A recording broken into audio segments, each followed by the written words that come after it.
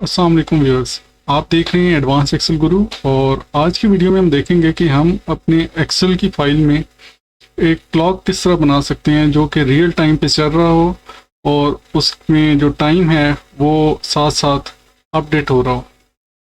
तो इसके लिए यहाँ पे भी हम बनाना चाहते हैं, यहाँ पे हम लिखेंगे इक्वल टू नाउ, क्लोज करेंगे, एंटर करेंगे। ये हमें डेट और टाइम दे रहे हैं और हम इसके फॉर्मेट में जाएंगे, कस्टम, और यहाँ पे हम सिंपल लिख देंगे डबल H और आवर्स कॉलन, उसके बाद 2 टाइम्स M और मिनट्स और फिर 2 टाइम्स सेकेंड के लिए डबल S। इसके बाद ओके कर देंगे। तो अब हमारे पास यहाँ पे डेट नहीं शो कर रहा, सिर्फ टाइम शो कर रहे हैं। इसके बाद हम Alt और F11 की प्रेस करेंगे तो हमारे पास विजुअल बेसिक की एक विंडो ओपन हो जाएगी। यहाँ से इंसर्ट में मॉड्यूल पे क्लिक करेंगे, हमारे पास मॉड्यूल आ जाएगा और यहाँ पे हम सिंपल लिखेंगे सब क्लॉक, एंटर। इसके बाद रेंज, ब्रैकेट स्टार्ट, उसके बाद इन्वर्टेड कॉमा में हम दे देंगे उस सेल का एड्रेस जहाँ पे हमने अपना क्लॉक इंसर्ट किया है। Inverted comma close, bracket close, dot value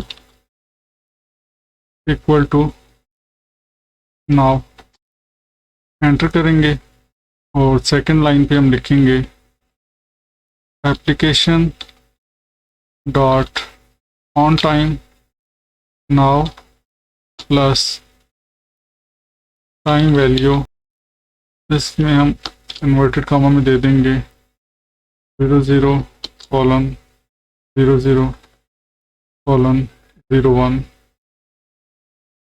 inverted comma close, bracket close, comma. इसके बाद हम लिख देंगे यहाँ पे इन्वर्टेड कॉमास में क्लॉक, जो कि हमारा फंक्शन का नाम है। ये सिंपल सा 2 लाइन का कोड है। इसमें सबसे पहले हमने रेंज का फार्मूला दिया है और रेंज में हमने जहाँ पे हमने टाइम लिखा था उस सेल का एड्रेस दे दिए और उसकी हमने जो मेंबर दिया है डॉट वैल्यू, उसको इक्वल टू कर दिया नाउ के। और दूसरा है एप्लीकेशन का फंक्शन और इसका जो हमने सब फंक्शन यूज़ किया है वो है ऑन टाइम और नाउ प्लस टाइम वैल्यू, और ब्रैकेट के अंदर हमने सिर्फ 1 सेकंड का इंक्रीमेंट कर दिया है नाउ के अंदर और उसके बाद हमने फंक्शन का नाम दे दिए। और इसके बाद हम इसको यहाँ से रन पे क्लिक करेंगे, इसको अब मिनिमाइज कर देंगे। तो अब ये हमारा क्लॉक चलना शुरू हो गया। इस क्लॉक को हम चाहें तो इसका बैकग्राउंड का कोई भी कलर दे सकते हैं। इसी तरह इसका अपना कोई भी कलर सेट कर सकते हैं, इसका साइज चेंज कर सकते हैं और इसका हम कोई भी फॉन्ट साइज वगैरह चेंज कर सकते हैं। तो उसके बाद